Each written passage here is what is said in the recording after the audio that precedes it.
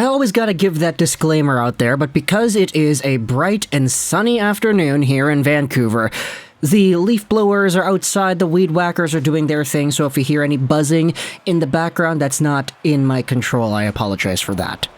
But there are two reasons we're making this video here today. Firstly, it gives me an opportunity to actually make a head swap of this player and his team, or this other team, I guess you could say. And secondly, it's a conversation that we can still have because this player has not signed his extension at the time of recording this audio, and everybody seems to be sort of harboring this internal, subconscious belief that this might actually be the case in a few years' time. Let's head over to the Toronto Maple Leafs and talk about the guy that's supposed to be the one that pulls the cart, the biggest, baddest, and toughest horse on the Toronto Maple Leafs in terms of the caliber of talent and the expectations. We're talking about their former Maurice Richard winner, Auston Matthews, and the future that he holds in Toronto.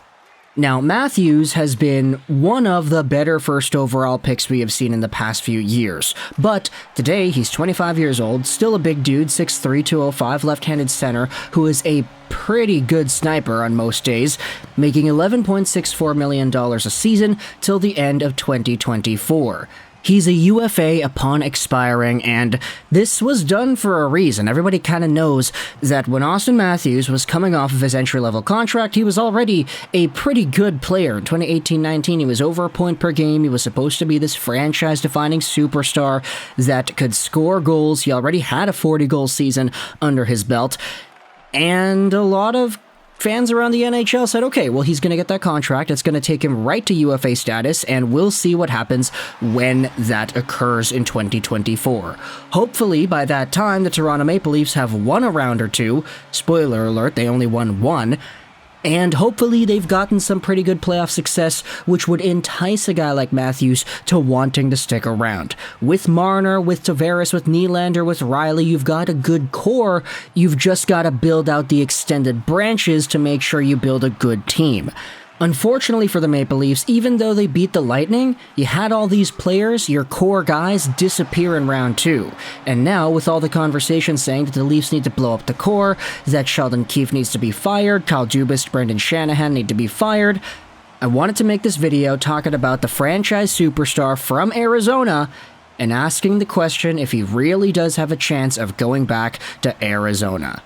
As I said, this is a good opportunity for me to flex my Photoshop skills, or lack thereof, my imposter syndrome type Photoshop skills, and try to make a jersey swap and put it in the thumbnail, and we could use this as the Auston Matthews Arizona Coyotes headshot swap for the next year. Because until this guy signs his extension with the Maple Leafs, there's going to be non-stop rumors saying that Arizona is the destination, he's going to sign long-term, he's going to become a UFA, he's going to get traded to Arizona and then sign his extension there.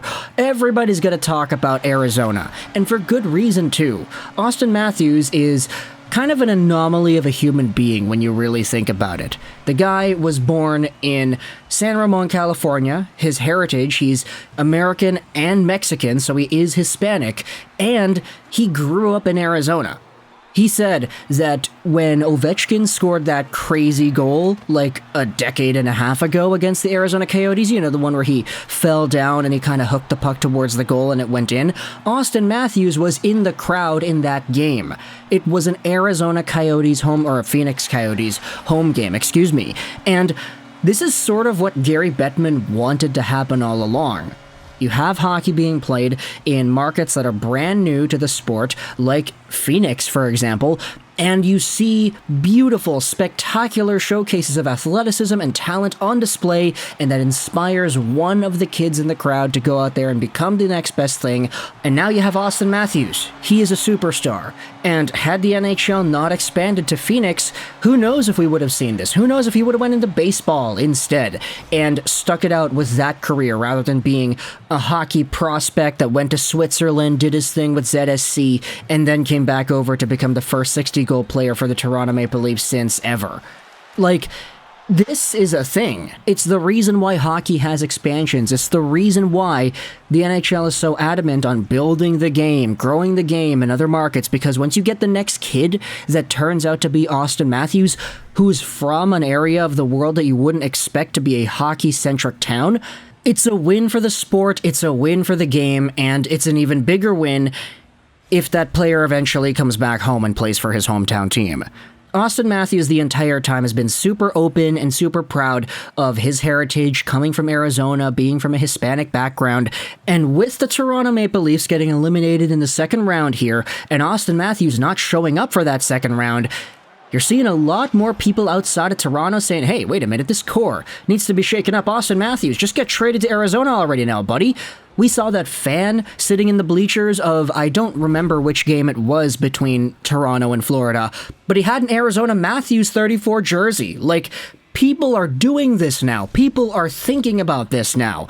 I get it, it's not a particularly new thought process, but with the recent events in the past few weeks in the postseason, you're starting to see this become a lot more of a thing now.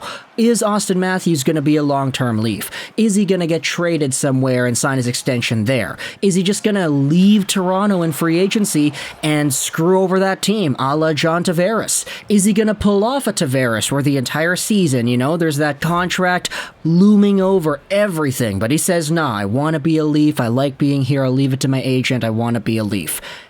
Then he doesn't get traded at the trade deadline. There are no picks or prospects received by Toronto, and then he leaves in free agency anyway. He debates the entire fan base, the entire organization, and maybe the entire city ends up hating him because of it.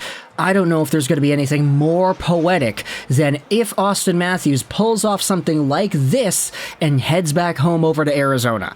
And quite frankly, the drama-loving side of me wants to see this happen. Of course, you know, no disrespect to the Maple Leafs fan base. Y'all deserve whatever it is you could get. Y'all deserve to have more happiness than just making it to the second round and completely blowing up all of your momentum and crap in the bed there.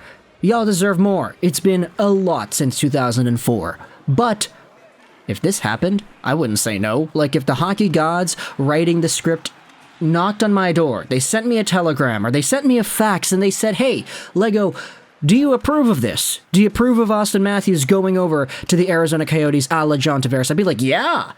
Heck, start this today. I want to build a time machine. I want to see what happens then. The drama, the emotions, just the story. It seems so good to be true, and I really don't know if it's that unrealistic, you know? Like, because Auston Matthews is a superstar, because he's going to be a UFA, because the Maple Leafs are going to have to re-sign him to a huge deal should they want to keep him around and commit themselves to Matthews, then you're going to have to either A, work out the rest of your salary structure because everybody else is going to have to be moved around, or B, you're just going to have to say, okay, we can't do it. Like, he's too expensive. He's a Maurice Richard winner, 60-goal guy. Sure, he dropped off this season. We all kind of know that this season wasn't as good as last season's, but he still had 40 goals and 80 points. Like, that's still pretty all right. Sure, the bulk of his production in the postseason came in the first round against Tampa Bay, but at the very least, we saw that in the first round, these players, Tavares, Marner, Nylander, Matthews, are capable of winning you at least one series in the postseason. It just kind of needs to extend beyond that. And so, let me know your thoughts in the comment section below about Auston Matthews and the Arizona Coyotes. If you think this is actually a possible sort of trend, do you think the Maple Leafs are more likely to get it done and actually bring Matthews back in Toronto for the next 8 years? Or is it more likely he heads into the season 23-24 without a contract, and we have ourselves this entire John Tavares situation bring itself back up all over again? If you think it's more likely that he stays or leaves Toronto, let me know your thought process in the comment section below. Also, if you're an Arizona Coyotes fan, what are your opinions about Auston Matthews maybe coming over to your team? Once they get themselves a new arena, once Logan Cooley is there, and once everybody else makes their debut on the squad, is Auston Matthews going to be enticed to play for you too? Thoughts in the comment section below. I hope you enjoyed this video. And bye.